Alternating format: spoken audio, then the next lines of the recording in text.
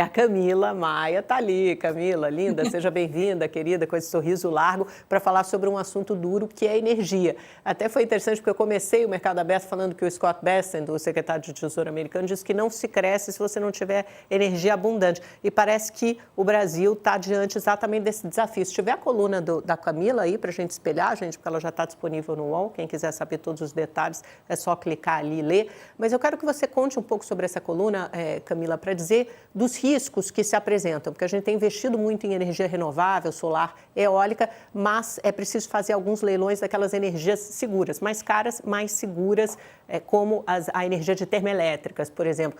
E esses leilões têm sido adiados. Como é que está esse planejamento? Quais os riscos disso para o consumidor e para as indústrias, né? Pessoa física e jurídica. Oi, bom dia, pessoal. Bom dia, Amanda. Obrigada.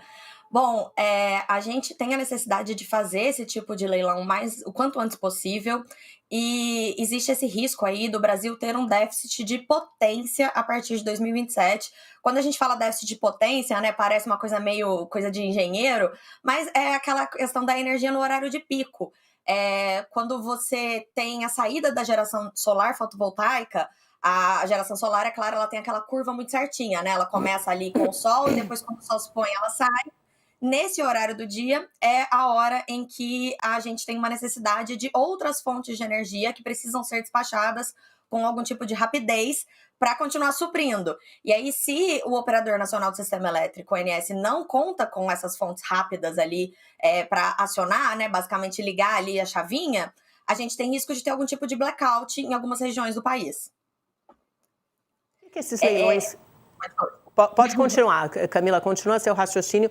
E como é que isso vai chegar no consumidor, né? Porque tem uma diferença entre o mercado de energia livre e depois essas tarifas que já são dadas, já são reguladas, controladas. Como é que isso chega no consumidor?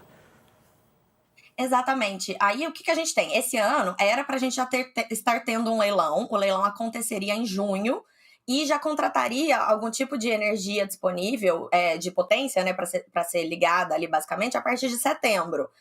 Aí não é energia nova, é energia existente, são usinas que existem hoje no país, mas estão descontratadas, elas estão desligadas, ou então elas são acionadas apenas quando é necessário, só que como elas não têm garantia nenhuma de que vão ser acionadas, elas não têm um contrato de longo prazo, o combustível que essa usina usa é mais caro.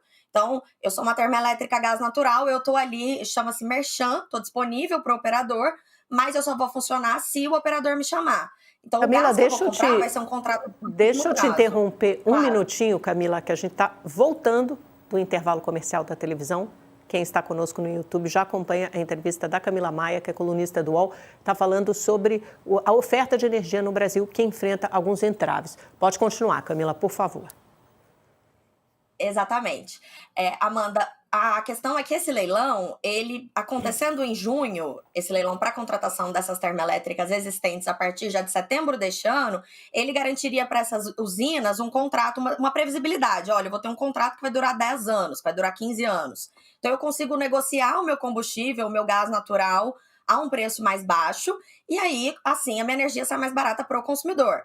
A gente não vai ter falta dessa potência nesse ano, porque são usinas existentes. Mas essas usinas vão ser despachadas a um custo mais caro, porque elas vão ser despachadas ali no curtíssimo prazo. Então, o gás que ela vai comprar vai ser um gás... ela não vai ter previsibilidade para comprar. Sem o contrato de longo prazo, o combustível ele sai mais caro. Então, acaba que isso vai virar um repasse para a nossa conta de luz. Mesmo na conta de luz do consumidor residencial, eu e você ali, né, na nossa conta, isso pode virar uma bandeira tarifária ou pode virar um aumento no seu reajuste tarifário seguinte, do ano seguinte, porque aí a distribuidora, ela faz só o repasse de custo, ela não é que ela vai financiar o consumidor, mas depois ela tem que ser remunerada, ela tem que ser ressarcida pelo que ela gastou a mais, então isso acaba virando um aumento na sua conta de luz. E aí o grande risco tá nos próximos anos, a partir de 2027, 2028, mais ou menos, porque aí os estudos indicam a possibilidade de um déficit real de potência, e é necessário você fazer a contratação o quanto antes desses projetos. Por isso que esse leilão ele é tão aguardado.